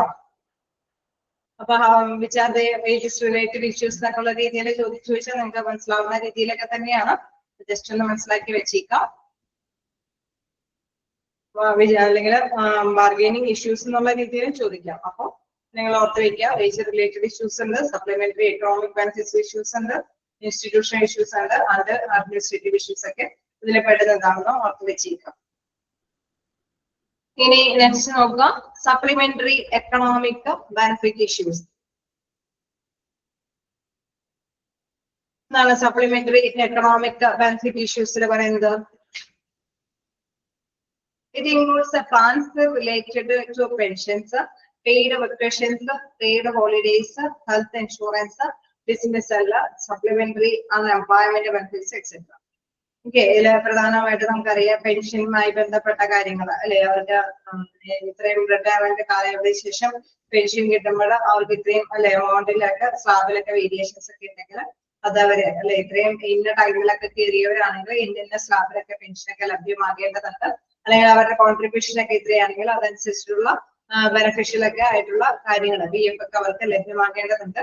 അപ്പൊ അതുമായി ബന്ധപ്പെട്ടുള്ള ഇഷ്യൂസ്. ഞാൻ പെയ്ഡ് വെക്കേഷൻസ് നമുക്കറിയാം ഈ പറഞ്ഞ മാത്രമേ ലീവുകളൊക്കെ അനുവദിക്കുന്നില്ല എങ്കിൽ അല്ലെ ഹോളിഡേയ്സ് ലീവ്സുകളോ അല്ലെങ്കിൽ ഓവർ ടൈം ചെയ്തിട്ട് ഡബിൾ ലീവുകളൊക്കെ എടുക്കാനായിട്ടുള്ള പ്രൊവിഷൻ ഒക്കെ ഉണ്ടെങ്കിൽ അതൊന്നും അനുവദിക്കുന്നില്ലെങ്കിൽ അതുമായി ബന്ധപ്പെട്ടൊക്കെ ഉള്ള ഇതുകൾ. പെയ്ഡ് ഹോളിഡേയ്സ് നേരത്തെ പറഞ്ഞ മാത്രം തന്നെ ഹോളിഡേകളിൽ ഡ്യൂട്ടി ചെയ്യുമ്പോഴുണ്ടാകുന്ന കാര്യങ്ങളൊക്കെ കൃത്യമായിട്ട് നൽകിയില്ലെങ്കിൽ ഹെൽത്ത് ഇൻഷുറൻസ് അല്ലെ. നമുക്ക് അറിയാം പല പല ഇൻഷുറൻസ് പാക്കേജുകളൊക്കെ ഉണ്ടാവാം. അവരുടെ ആശ്രിതരെയും കൂടി ഉൾപ്പെടുത്തിയിട്ടുള്ള പാക്കേജുകളൊക്കെ ആയിരിക്കാം. അപ്പൊ അത്തരത്തിലുള്ള പാക്കേജുകളുമായി ബന്ധപ്പെട്ട് കൃത്യമായിട്ട് ആനുകൂല്യങ്ങളൊന്നും കിട്ടിയില്ലെങ്കിൽ തീർച്ചയായിട്ടും അതിനെതിരെയുള്ള നെഗോഷിയേഷൻ ഒക്കെ ഉണ്ടാവാം. ഡിസ്മിസൽ അല്ലെ, തൊഴിലാളികളൊക്കെ പറഞ്ഞയക്കുകയാണെങ്കിൽ ചിലപ്പോൾ കോമ്പൻസേഷൻ ഒക്കെ കൊടുത്തിട്ട് പറഞ്ഞയക്കേണ്ടതായിരിക്കും. ഇൻ കേസ് അങ്ങനെയുള്ള കോമ്പൻസേഷൻ ഒന്നും കിട്ടിയില്ലെങ്കിൽ തീർച്ചയായിട്ടും അവര് ബാർഗെയിൻ ചെയ്യാനായിട്ട് ശ്രമിക്കും. അല്ലെങ്കിൽ അവരുടേതായിട്ടുള്ള പ്രോബ്ലംസ് അല്ലാതെ തന്നെ അവരെ ഡിസ്മിസൽ ചെയ്യുന്നുണ്ടെങ്കിൽ അതിനേക്ക് അവര് ബാർഗെയിൻ ചെയ്യാനായിട്ട് ശ്രമിക്കും. Supplementary unemployment benefits etcetera. Okay, മറ്റൊരു തരത്തിലുള്ള ഏതെങ്കിലുമൊക്കെ ബെനിഫിറ്റ്സ് കിട്ടില്ലേ ഒരു തൊഴിൽപരമായിട്ട് നമുക്കറിയാം അവർക്ക് മതിയായ രീതിയിലുള്ള ബെനിഫിറ്റ്സുകളൊന്നും കിട്ടിയില്ലെങ്കിൽ അല്ലെ അവർക്ക് തീർച്ചയായിട്ടും എന്താണ് ശമ്പളത്തോട് കൂടിയ അതുകളില്ല എങ്കിൽ അങ്ങനെ എന്തെങ്കിലുമൊക്കെ ബെനിഫിറ്റ്സുകൾ അല്ലെ ഇന്ന ടൈമില് ചിലപ്പോ വേണമെങ്കിൽ ഇപ്പൊ പല സമയങ്ങളിൽ ഡ്യൂട്ടി ഇല്ലാത്ത ടൈം ഉണ്ടാവും. ആ ടൈമിലൊക്കെ ചിലപ്പോ വേണമെങ്കിൽ അവർക്ക് ചെറിയ ചെറിയ കോമ്പൻസേഷൻ ഒക്കെ ആയിരിക്കും കൊടുക്കുന്നത്. അങ്ങനെ എന്തെങ്കിലുമൊക്കെ കോമ്പൻസേഷൻ ഒക്കെ കിട്ടിയില്ലെങ്കിൽ തീർച്ചയായിട്ടും അവരൊക്കെ എന്താണ് അതിനൊക്കെ ബാർഗെയിൻ ചെയ്യാനൊക്കെ എടുക്കുന്നത്. അപ്പൊ വലിയ വലിയ കമ്പനികളാണെങ്കിലാണ് നമുക്കറിയാം ഈ ബാർഗെയിൻ ചെയ്യാനായിട്ട് യൂണിയന്റെ കൂടി ഒരു സപ്പോർട്ട് ഉണ്ടാവുന്നത്. ആ കമ്പനികളുടെ യൂണിയന്റെ കൂടി സപ്പോർട്ട് ചെയ്ത് കൂടിയിട്ടായിരിക്കും എംപ്ലോയീസ് നിന്നുള്ള പ്രോബ്ലംസ് ഒക്കെ അവിടെ നിറയ്ക്കുന്നത്. ഓക്കെ അല്ലേ? അപ്പൊ വേജസ് റിലേറ്റഡ് ആയിട്ടുള്ള കാര്യങ്ങളുണ്ട്. ദെൻ സപ്ലിമെന്ററി എക്കണോമിക് ബെനിഫിറ്റ്സ് ഉള്ളത്. ഓക്കെ ഓക്കെ അല്ലേ? കണ്ടിന്യൂ ചെയ്ത് പോവാം. Institutional issues. ഇൻസ്റ്റിറ്റ്യൂഷണൽ ഇഷ്യൂസ് എന്ന് പറയുമ്പോൾ ഇറ്റ് ഇൻക്ലൂഡ്സ് എന്താണ് rights and duties of employees and unions including union security, check off procedures, quality of work life programs etcetera. അപ്പൊ institutional ആയിട്ടുള്ള issues എന്ന് പറയുമ്പോൾ അതായത് നമുക്കറിയാം അവർക്ക് അവകാശങ്ങളുണ്ട് അല്ലെ. ഒരു സ്ഥാപനത്തിലാണെങ്കിൽ ആ സ്ഥാപനത്തില് ചില അവകാശങ്ങളൊക്കെ ഉണ്ടാവും അല്ലെ. അവർക്ക് അതിനനുസരിച്ചുള്ള യൂണിഫോം, അവർക്ക് എന്തെങ്കിലുമുള്ള റിസർവേഷനും കാര്യങ്ങളും എന്തെങ്കിലുമൊക്കെ കാര്യങ്ങളൊക്കെ ഉണ്ടാവും. അപ്പൊ അതൊന്നും അവർക്ക് ലഭ്യമെന്നില്ലെങ്കിൽ അല്ലെ. ഒരുപാട് എംപ്ലോയീസിനൊക്കെ ലഭ്യമാകാം, ഒരുപക്ഷെ എന്താണ് ചില എംപ്ലോയീസിനൊന്നും ലഭ്യമല്ല എങ്കിൽ. It includes rights and duties of employees. അപ്പൊ തീർച്ചയായിട്ടും അവരുടേതായിട്ടുള്ള അവകാശങ്ങൾ ഉണ്ട്. അപ്പൊ അത് തീർച്ചയായിട്ടും അവർക്ക് അവകാശങ്ങളൊക്കെ ലഭ്യമാക്കി കൊടുക്കേണ്ടതുണ്ട്. ഇപ്പൊ നമ്മൾ നേരത്തെ പറഞ്ഞ മാതിരി തന്നെ സ്റ്റാറ്റ്യൂട്ടറി ആയിട്ടുള്ള ചില പ്രൊവിഷൻസ് ഉണ്ട് അല്ലെ, നിയമപരമായിട്ടുള്ള അവകാശങ്ങളുണ്ട്. അതെല്ലാം തന്നെ ആ ഒരു ഓർഗനൈസേഷൻ അവർക്ക് ലഭ്യമാക്കേണ്ടതാണ്. ഇത്രയും മേഖലകളിൽ കൂടുതൽ വർക്ക് ചെയ്യുന്ന സ്ഥാപനങ്ങളാണെങ്കിൽ ചില പ്രൊവിഷൻസ് ഒക്കെ അല്ലെ നമ്മൾ കണ്ടായിരുന്നു. ആൻഡ് സർവീസിന്റെ കാര്യം പറഞ്ഞിരുന്നു, PF-ന്റെ കാര്യം പറഞ്ഞിരുന്നു അല്ലെ, ഗ്രാറ്റുറ്റിയുടെ കാര്യമൊക്കെ പറഞ്ഞിരുന്നു. അതൊക്കെ സ്റ്റാറ്റ്യൂട്ടറി ആയിട്ടുള്ള നിയമ അവകാശങ്ങളാണ്. അതെല്ലാം ലഭ്യമല്ല എങ്കിൽ തീർച്ചയായിട്ടും അത് ബാർഗെയിൻ ചെയ്യാം. എന്താണ് employees and union including union security, check off procedure, quality of work life programs etcetera. അവിടെ യൂണിയന്റെ ഒക്കെ സപ്പോർട്ടോട് കൂടിയിട്ടുള്ള കാര്യങ്ങളൊക്കെ നടപ്പാക്കിയില്ല എങ്കിൽ അല്ലെ, യൂണിയന്റെ കൂടി നേതൃത്വത്തിലുള്ള സെക്യൂരിറ്റി കിട്ടിയിട്ട് ഇപ്പൊ ഈ കേസ് പ്രൊമോഷനും ട്രാൻസ്ഫർ ഒക്കെ വരുമ്പോൾ ചിലപ്പോൾ വേണമെങ്കിൽ അവർക്ക് അവരുടേതായിട്ടുള്ള ഇഷ്യൂസ് അല്ലെ, അവർ വിചാരിച്ച സ്ഥലത്ത് പോസ്റ്റ് കിട്ടിയില്ല എങ്കിൽ അല്ലെങ്കിൽ ഇത്രയും എക്സ്പീരിയൻസ് ആയിട്ടും അവർക്ക് അതിനനുസരിച്ചിട്ടുള്ള പോസ്റ്റിംഗ് കിട്ടിയിട്ടില്ല എങ്കിൽ തീർച്ചയായിട്ടും അതൊക്കെ അവരെ നെഗോഷിയേറ്റ് ചെയ്യും. തന്നെ ചെക്ക് ഓഫ് പ്രൊസീജിയേഴ്സ് അതൊക്കെ ചെക്ക് ഔട്ട് ചെയ്യും അല്ലെ, എന്തുകൊണ്ടാണ് അവർക്ക് കിട്ടാത്തത്. അല്ലെങ്കിൽ ക്വാളിറ്റി ഓഫ് ലൈഫ് പ്രോഗ്രാംസ് അവർക്ക് ഗുണമേന്മയുള്ള കുറെ ജീവിത അല്ലെ ആനുകൂല്യങ്ങളൊക്കെ ഉണ്ടാകും. ആ ആനുകൂല്യങ്ങളൊന്നും അവർക്ക് ലഭ്യമല്ല എങ്കിൽ അതൊക്കെ അവര് നെഗോഷിയേഷൻ നടത്തി എംപ്ലോയീസ് യൂണിയന്റെ നേതൃത്വത്തിൽ തന്നെ അവരുടെ ബാർഗെയിൻ ചെയ്തിട്ട് നേടിയെടുക്കാനൊക്കെ ആയിട്ട് ശ്രമിക്കും. അപ്പോൾ അതെല്ലാം ഇൻസ്റ്റിറ്റ്യൂഷണൽ ആയിട്ടുള്ള ഇഷ്യൂസിലാണ് പെടുന്നത്. സാലറി റിലേറ്റഡ് ആയിട്ടുള്ള കാര്യമാണെന്നില്ല, പക്ഷെ ഇൻസ്റ്റിറ്റ്യൂഷൻ പ്രൊവൈഡ് ചെയ്യേണ്ട കുറെ കാര്യങ്ങളുണ്ട്. പക്ഷെ ആ ഇൻസ്റ്റിറ്റ്യൂഷൻ അത് പ്രൊവൈഡ് ചെയ്തില്ല എങ്കിൽ അതിനനുസരിച്ചിട്ട് നെഗോഷിയേഷൻ നടത്തിയിട്ട് അത് ബാർഗെയിൻ ചെയ്തെടുക്കാനൊക്കെ അവർ ശ്രമിക്കും. ഓക്കെ, അപ്പോ അത് അതിപ്പോ നമ്മൾ നേരത്തെ പറഞ്ഞ മാതിരി ഇൻസ്റ്റിറ്റ്യൂഷൻ ഇഷ്യൂ ഇപ്പൊ ക്വാർട്ടേഴ്സ് ഒക്കെ ചിലർക്ക് അനുവദിക്കും അല്ലെ. അതൊന്നും ചിലപ്പോൾ കിട്ടിയില്ലെങ്കിൽ ആ പ്രൊസീജിയേഴ്സിനെ കുറിച്ചിട്ട് അവര് അനലൈസ് ചെയ്യും.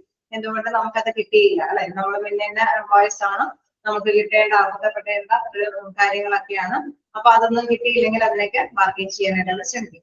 പിന്നെ അഡ്മിനിസ്ട്രേറ്റീവ് ലെവലിലുള്ള ഇഷ്യൂസുകളും ഉണ്ടാവും. അഡ്മിനിസ്ട്രേറ്റീവ് ലെവലിൽ എന്ന് പറയുമ്പോൾ സാധാരണയായിട്ട് നമുക്കറിയാം അവരുടെ ഡ്യൂട്ടിയിൽ പ്രവേശിച്ച നാളെ മുതലുള്ള കുറെ ഡേറ്റാസുകളുണ്ട് അല്ലെ. അവരുടേതായിട്ടുള്ള ഏജും അതേപോലെ എക്സ്പീരിയൻസും ക്വാളിഫിക്കേഷനും വെച്ചും കൊണ്ടുള്ള കുറെ ഡാറ്റാസ് ഒക്കെ അവര് സ്വീകരിക്കും. അങ്ങനെയാണ് അഡ്മിനിസ്ട്രേറ്റീവ് റോൾ എടുക്കുന്നത്. അതായത് അവിടെ എന്താണ് അവിടെ എഴുത്തുകുത്ത് കാര്യങ്ങളിലൂടെ അവർക്ക് കുറെ എംപ്ലോയീസിൽ കുറെ അർഹതപ്പെട്ടത് ലഭ്യമാക്കേണ്ടതുണ്ട്. It includes concerns employees such as seniority, employee discipline and discharge procedure, employee health and safety, advancement in technology, work-related rules, job security and training, attendance, leave, etc. Okay. നമ്മളപ്പോ അതെല്ലാം തന്നെ എന്താണ് അവർക്ക് അല്ലെ ഒരു കമ്പ്യൂട്ടർ ലീവ് കിട്ടുന്നില്ല അല്ലെങ്കിൽ വിചാരിച്ച രീതിയിൽ അവർക്ക് അറ്റൻഡൻസുകൾ അല്ലെ ചിലപ്പോ ഇന്നില്ല മന്ത്ലി ഇത്രയും എന്തായാലും അല്ലെ കുറച്ച് അറ്റൻഡൻസ് ഫ്രീ ആയിട്ടുള്ള അറ്റൻഡൻസുകളുണ്ട്. അപ്പൊ അതെല്ലാം ചിലപ്പോ അതായത് ഒഴിവെടുക്കാനായിട്ടുള്ള സാധ്യതകൾ, ഒഴിവെടുത്താൽ കൂടി അവരുടെ സാലറി കട്ട് ഔട്ട് ചെയ്യാത്ത രീതിയിലുള്ള ഓപ്ഷനുകൾ ഉണ്ടാവും. അപ്പൊ അതൊന്നും കിട്ടിയില്ലെങ്കിൽ അല്ലെങ്കിൽ മതിയായ രീതിയിൽ പ്രൊമോഷനും കാര്യങ്ങളൊക്കെ ലഭ്യമാക്കുമ്പോൾ അവർക്ക് മതിയായ രീതിയിൽ ട്രെയിനിങ് ഒന്നും കിട്ടിയില്ല അല്ലെ. ഡിസ്ക്രിമിനേഷൻ ഒക്കെ നടത്തിയിട്ട് ചിലർക്ക് ട്രെയിനിങ് കൊടുത്തിട്ടുണ്ടാവും, ചിലർക്ക് ട്രെയിനിങ് കൊടുത്തിട്ടുണ്ടാവില്ല. മറ്റ് ക്ലാസ്സുകളൊക്കെ അറ്റൻഡ് ചെയ്യാനായിട്ടുള്ള സൗകര്യങ്ങൾ അല്ലെങ്കിൽ റൂൾസ് ആൻഡ് റെഗുലേഷൻസ് അതിനെ കുറിച്ചിട്ട് വലിയ ധാരണകൾ ഉണ്ടാവില്ല. അപ്പൊ അതുമായി ബന്ധപ്പെട്ടുള്ള നിയമവശങ്ങളെ കുറിച്ചിട്ട് ചിലപ്പോൾ അവർക്ക് അറിയാൻ അവകാശമുണ്ടാവാം. ഇൻ കേസ് നമുക്കറിയാം, അതേപോലെ തന്നെ ഹെൽത്ത് സേഫ്റ്റി അല്ലെ, അവിടെ നമ്മൾ പറഞ്ഞിരുന്നു സേഫ്റ്റിയുമായി ബന്ധപ്പെട്ട കാര്യങ്ങളൊക്കെ പ്രിക്കോഷൻസ് അല്ലെ, പേഴ്സണൽ പ്രൊട്ടക്റ്റീവ് എക്യുപ്മെന്റ്സ് ഒക്കെ ധരിച്ചിട്ട് വേണം ഹസാർഡ്സ് അല്ലെ, അപകടകരമായിട്ടുള്ള മേഖലകളിലൊക്കെ ഡ്യൂട്ടി ചെയ്യാനൊക്കെ ഉള്ള കാര്യമുണ്ട്. ചിലപ്പോൾ അവർക്ക് അതൊന്നും പ്രൊവൈഡ് ചെയ്യുന്നുണ്ടാവില്ല. അപ്പൊ അതൊക്കെ അവര് ബാർഗെയിൻ ചെയ്യും അല്ലെ, നമുക്ക് ഇന്ന ബുദ്ധിമുട്ടേറിയ കാര്യങ്ങളൊക്കെയാണ്, അവിടെ ഇന്ന ടൈമുകളിൽ വർക്ക് ചെയ്യുമ്പോൾ അതിനനുസരിച്ചുള്ള പ്രിക്കോഷൻസ് വേണം. അതല്ലെങ്കിൽ മതിയായ വെന്റിലേഷനോ മതിയായ അല്ലെ എല്ലാ സൗകര്യങ്ങളെ കുറിച്ചിട്ടും അവർക്ക് കിട്ടിയിട്ടില്ല എങ്കിൽ അതെല്ലാം തന്നെ അവര് ബാർഗെയിൻ ചെയ്യാനൊക്കെ ആയിട്ട് ശ്രമിക്കും. അതേപോലെ തന്നെ ഇൻ കേസ് ഇത്രയും നാളത്തെ സീനിയോറിറ്റി അവർക്ക് ലഭ്യമല്ല എങ്കിൽ അല്ലെ, ചിലപ്പോൾ വേണമെങ്കിൽ അവരൊക്കെ ആയിരിക്കും സീനിയോറിറ്റി കൂടിയവർക്കായിരിക്കും സൂപ്പർവൈസറി പോസ്റ്റും കാര്യങ്ങളൊക്കെ കൊടുക്കുന്നത്. ഇൻ കേസ് അവരെയൊന്നും അതിനെ പരിഗണിച്ചില്ലെങ്കിൽ അതൊക്കെ അവര് ബാർഗെയിൻ ചെയ്യാനൊക്കെ ആയിട്ട് ശ്രമിക്കുമെന്നുള്ളതാണ്. The wage and the benefit concern of employees are most important during collective bargaining. However, the other issues of institutional rights and administration cannot be ignored by the negotiators. Okay, നമുക്കറിയാം main ആയിട്ട് അല്ലെ collective ബാർഗൈനിലെ വെയിറ്റും ഇതായിട്ടുള്ള കാര്യങ്ങളൊക്കെയാണ് bargain ചെയ്യുന്നത്.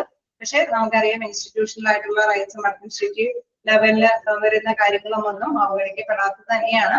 അതും bargain ചെയ്ത് തന്നെ ചിലപ്പോൾ കരസ്ഥമാക്കേണ്ടതൊക്കെ ആയിട്ട് വരുമല്ലോ. Okay, just വായിച്ചു നോക്കാം.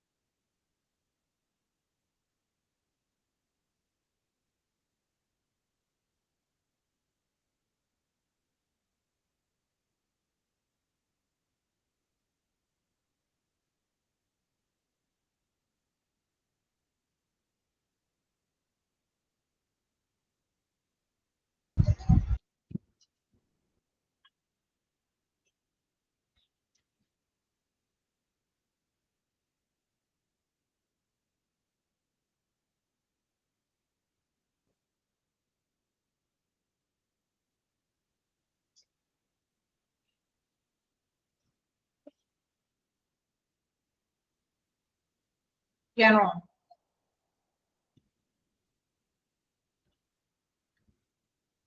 അപ്പൊ നമുക്ക് കണ്ടിന്യൂ ചെയ്യാം. ഇനി തേർഡ് വൺ നെഗോഷിയേറ്റിംഗ് ആണ്. ഓക്കെ, നമ്മളെ പറഞ്ഞ മാതിരി ഒരുങ്ങ അല്ലെ, ആദ്യത്തെ കണ്ടത് നമ്മൾ എന്താണ് ഇതിന് വേണ്ടിയിട്ട് പ്രിപ്പയറിംഗ് ഫോർ നെഗോഷിയേറ്റിംഗ്, അതായത് നെഗോഷിയേഷന് വേണ്ടിയിട്ട് ഒരുങ്ങുക, ചർച്ചയ്ക്ക് വേണ്ടിയിട്ട് ഒരുങ്ങുന്നു. എംപ്ലോയിയുടെ ഭാഗത്ത് നിന്ന് ഒരുങ്ങുന്നു. അതോടൊപ്പം തന്നെ എംപ്ലോയറും അല്ലെ അവിടെ യൂണിയനുകൾ മാനേജ്മെന്റ് ഒക്കെ ഒരുങ്ങുന്നു.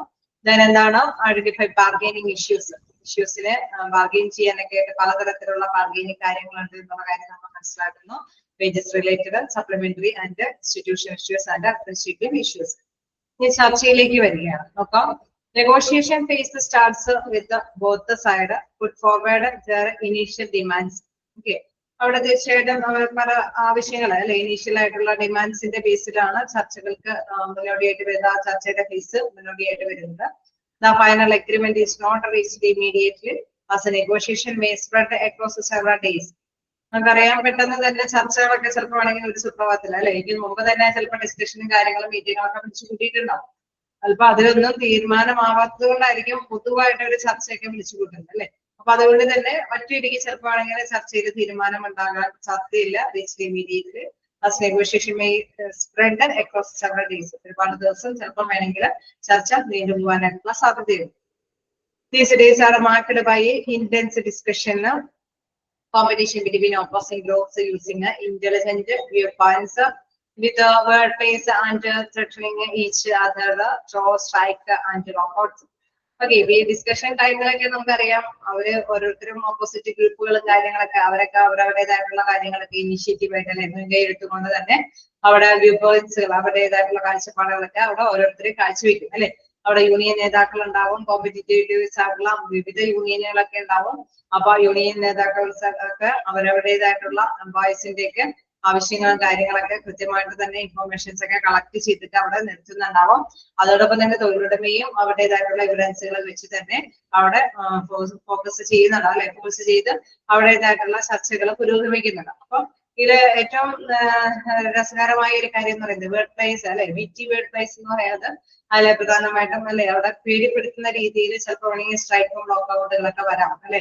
അവിടെ സമരമുഖങ്ങളൊക്കെ ദർശിക്കാനൊക്കെ ആയിട്ട് സാധിക്കും. ചർച്ചയുടെ ഇടയ്ക്ക് തന്നെ സമരമുഖങ്ങളൊക്കെ അല്ലെ അവിടെ ഒരു ത്രെട്ടനിങ് സിറ്റുവേഷൻസ് അല്ലെ അപകടപ്പെടുന്ന അല്ലെങ്കിൽ പേടിപ്പെടുത്തുന്ന ചില കണ്ടീഷൻസ് ഒക്കെ ഉണ്ടാവാനൊക്കെ ആയിട്ടുള്ള സാധ്യതകളുണ്ട്.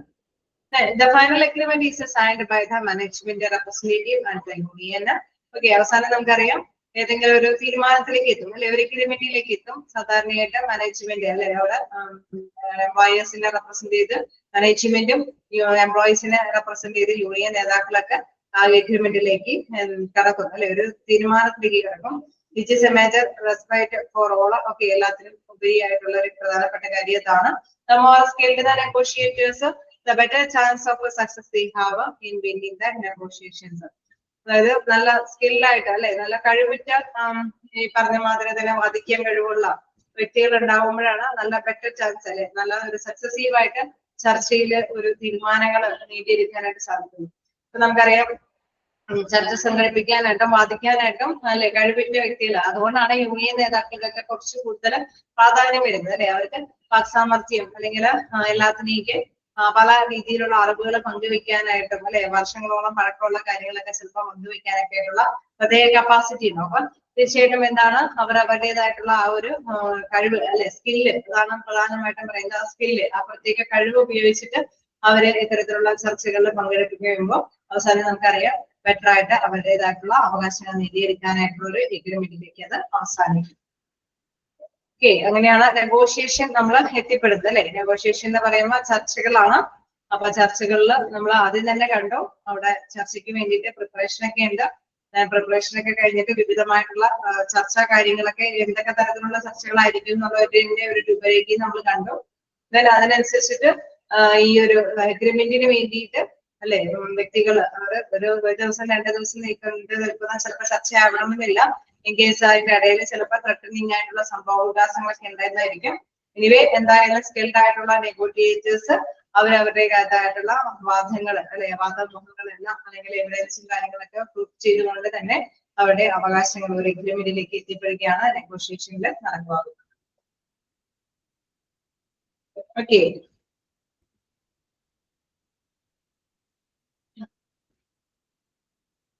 നമുക്കൊരു 2 പോയിന്റും കൂടി ഉണ്ട് ഇതില്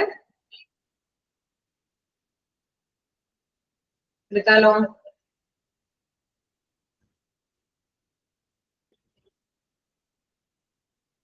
ചെയ്യാനോ? ഓക്കെ, നമുക്ക് അടുത്ത പോയിന്റ് എടുത്ത് നോക്കാം.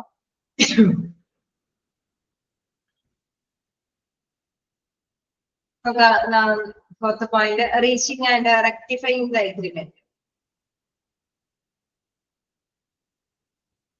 അല്ല, ഇത് റാറ്റിഫൈങ് ദ എഗ്രിമെന്റിലെ പ്രധാനമായിട്ടും പറയുന്നത് നമ്മളിപ്പോ ഒരു എഗ്രിമെന്റിലേക്ക് എത്തിപ്പെടുകയാണ് അല്ലെ. ഇത് വേണമെങ്കിൽ ചിലപ്പോൾ ചില ഇതുകളൊക്കെ തിരുത്താനൊക്കെ ആയിട്ടുള്ള സാധ്യതകളൊക്കെ ഉണ്ട് അല്ലെ. Agreement which has been made is still an informal one, and it need to be discussed by other members. Hence, the two sides generally return to their respective people to determine the acceptability of the agreement. Okay, നമുക്കറിയാം agreement എന്ന് പറയുമ്പോൾ അല്ലെ ഒരു കൂട്ടം വ്യക്തികളെ പരസ്പര ധാരണയുടെ ബേസിലാണ് എഗ്രിമെന്റ് വരുന്നത് അല്ലെ. ഒരു ഇൻഫോർമൽ ആയിട്ടുള്ള ഒരു ഔപചാരികമായിട്ടുള്ള ഒരു കാര്യമായിട്ടാണ് എഗ്രിമെന്റ് നമ്മൾ ബേസ് ചെയ്യുന്നത്. അവിടെ ഡിസ്കഷൻ നടക്കുന്ന അല്ലെ, മെമ്പേഴ്സ് ഒക്കെ ആയിട്ട് ഡിസ്കഷൻ നടത്തുന്ന ഈ എഗ്രിമെന്റ് ബേസ് ചെയ്തിട്ട് ഇങ്ങനെയൊക്കെയുള്ള കാര്യങ്ങളാണ് തീരുമാനമെടുത്തിരിക്കുന്നത് എന്നുള്ള രീതിയിലേക്ക് ഡിസ്കഷൻ വരുന്നു. എന്നിരുന്നാലും the two sides generally return to their respective people to determine the acceptability of the agreement. ചിലപ്പോ അതിന്റെ സ്വീകാര്യത, ആ എഗ്രിമെന്റിന്റെ സ്വീകാര്യത ഇരുകൂട്ടർക്ക് ചിലപ്പോ അല്ലെ അതിന്റെ റെപ്രസെന്റേറ്റീവ്സിന് ഒരു ചെറിയ മാറ്റങ്ങളൊക്കെ വരുത്തണമെന്നുണ്ടാവാം. an important stage rectification, അങ്ങനെ വരുമ്പോഴാണ് അവിടെ ഇമ്പോർട്ടന്റ് ആയിട്ടുള്ള സ്റ്റേജ് കടന്നു വരുന്നത്, അതായത് തിരുത്തൽ കാര്യമാണ്. In this stage, the union members are asked to vote on agreement after it is being explained by the union negotiation team. Okay, അപ്പൊ യൂണിയൻ മെമ്പേഴ്സുകൾ അങ്ങനെ വോട്ട് ചെയ്തല്ലേ അവിടെ ഈ എഗ്രിമെന്റ് പാസ്സാക്കാമോ എന്നുള്ള രീതിയിലൊക്കെ നമ്മുടെ ടീമിന്റെ ഇടയിൽ ചർച്ചകളും കാര്യങ്ങളൊക്കെ നടത്തും. വേണമെങ്കിൽ റെക്ടിഫൈ ചെയ്യണോ എന്നൊക്കെയുള്ള രീതിയിൽ അവിടെ അങ്ങനെയുള്ള തീരുമാനങ്ങളൊക്കെ കൊണ്ടുവരുന്നു. A favorable vote translate an agreement into contract unless the contract has to clarify and accuracy has lead to grievance or other problems. Okay, നമുക്കറിയാം ചിലപ്പോഴൊക്കെ ഫേവറബിൾ ആയിട്ടുള്ള വോട്ട് വരുമ്പോൾ ഓക്കെ പരാതി എഗ്രിമെന്റ് ഓക്കെയാണ്, ആ കോൺട്രാക്ട് ബേസിൽ നമുക്ക് അത് ഫുൾഫിൽ ചെയ്ത് മുന്നോട്ട് പോകാന്നുള്ളതായിരുന്നു. അതല്ലെങ്കിൽ ചിലപ്പോൾ വീണ്ടും ഒരു പരാതിയിലേക്ക് വരാനുള്ള സാധ്യതയുണ്ട് അല്ലെ. Unless the contract has to clarify and accuracy can lead to grievance or other problems. ചിലപ്പോൾ ചില പരാതികളുമായിട്ടായിരിക്കും ആ ഒരു എഗ്രിമെന്റ് വരുന്നത് അല്ലെ. നമ്മളിപ്പോ ഒരു നെഗോഷിയേഷൻ നടത്തി ഒരു തീരുമാനത്തിലേക്ക് എത്തി എല്ലാ മെമ്പേഴ്സിനും അത് ഓക്കെ ആണെങ്കിൽ തീർച്ചയായിട്ടും അത് മുന്നോട്ട് കൊണ്ടുപോകാനായിട്ട് സാധിക്കും.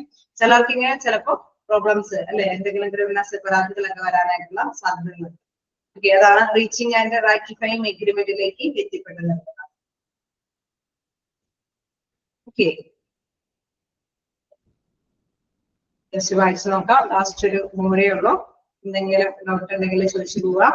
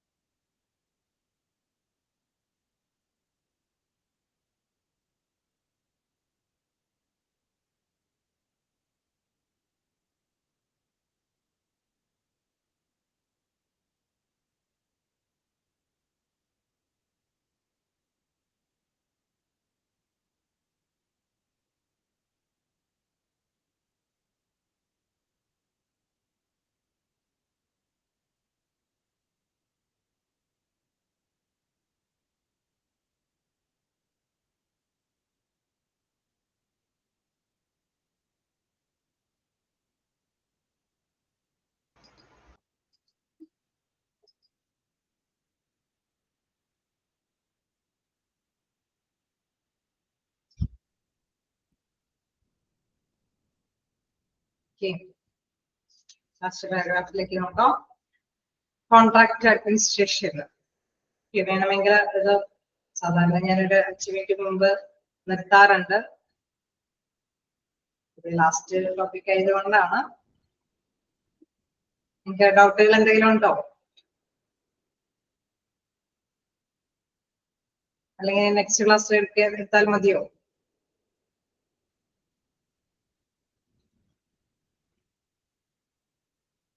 എന്തെങ്കിലും ഡൗട്ടുകൾ ഉണ്ടോ? അതായത് നമുക്ക് നെക്സ്റ്റ് ക്ലാസ്സിൽ എനിക്ക് തോന്നുന്നു ചാപ്റ്റേഴ്സ് ഒക്കെ ഓൾമോസ്റ്റ് കഴിഞ്ഞിട്ടുണ്ട്. പക്ഷെ സെക്കൻഡ് ചാപ്റ്റർ നിങ്ങളുടെ കംപ്ലീറ്റഡ് അല്ല അല്ലേ?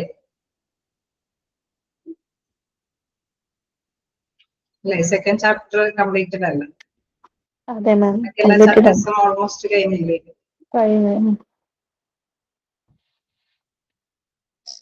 നാലാമത്തെ ചാപ്റ്റർ മാം അതും അല്ല, നിഷ മാം എടുക്കുന്നുണ്ട്. അത് കംപ്ലീറ്റ് ആയിട്ടില്ല ആ ചാപ്റ്റർ.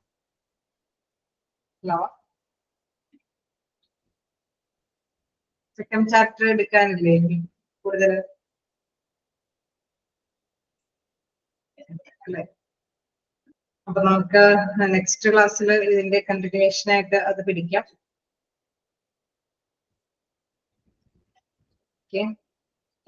ഒരു ഭാഗം കൂടി എടുത്ത് തീർക്കണോ വേണ്ടി എന്നുള്ളതാണ്. എന്തെങ്കിലും ഡൗട്ടുകൾ ഉണ്ടോ?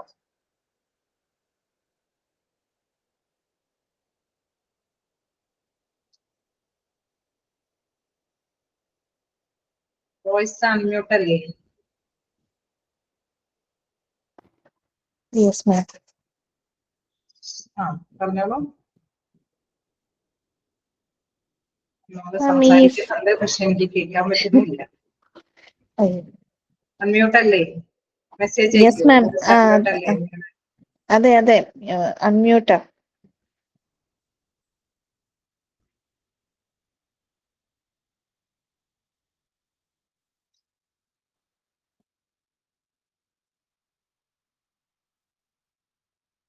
ഞാൻ പറയുന്നത് കേൾക്കാൻ പറ്റുന്നില്ലേ? കേൾക്കാൻ പറ്റുന്നുണ്ട് മാം. നിങ്ങൾ അവിടെ പറയുന്നുണ്ടെങ്കിലും എനിക്ക് കേൾക്കാൻ പറ്റുന്നില്ല കേട്ടോ.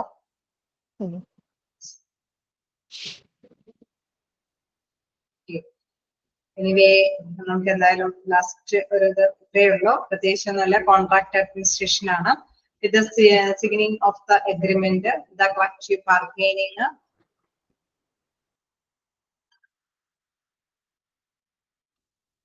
മഴയാണ്, അതുകൊണ്ടാണ് കേൾക്കാൻ പറ്റാത്തത്. ഇവിടെ ശാന്തമായ അന്തരീക്ഷമാണ്. അപ്പൊ പിന്നെ എല്ലായിടത്തും അങ്ങനെ തന്നെയാണ്. നെറ്റ് ഇഷ്യൂ ആണോ? എന്തെങ്കിലും ഡിസ്റ്റർബൻസ് ഉണ്ടോ?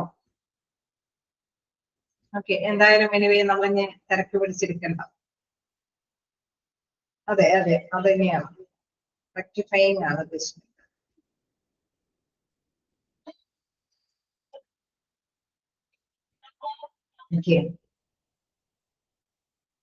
അപ്പൊ നമുക്ക് ആ ലാസ്റ്റ് പാരഗ്രാഫ് അടുത്ത ക്ലാസ്സിൽ എടുക്കാം. എന്തായാലും നമ്മുടെ ചാപ്റ്റർ ലാസ്റ്റ് ഡേയിലേക്ക് കൊണ്ടുപോകാം. അതിനോടൊപ്പം തന്നെ സെക്കൻഡ് ചാപ്റ്ററിന്റെ ഒരു പോർഷനും കൂടി ഞാൻ നിങ്ങൾക്ക് എടുക്കാം. കാരണം അത് കംപ്ലീറ്റഡ് അല്ല. ബാക്കി ലെസൺസ് ഒക്കെ ഏകദേശം തീർന്നിട്ടുണ്ട്. അപ്പൊ നെക്സ്റ്റ് ഡേ വരുമ്പോ ആ ചാപ്റ്ററും ഇതിന്റെ ലാസ്റ്റ് ഭാഗം. Okay, thank you. പ്രത്യേകിച്ച് ഡൗട്ട് ഒന്നുമില്ലല്ലോ?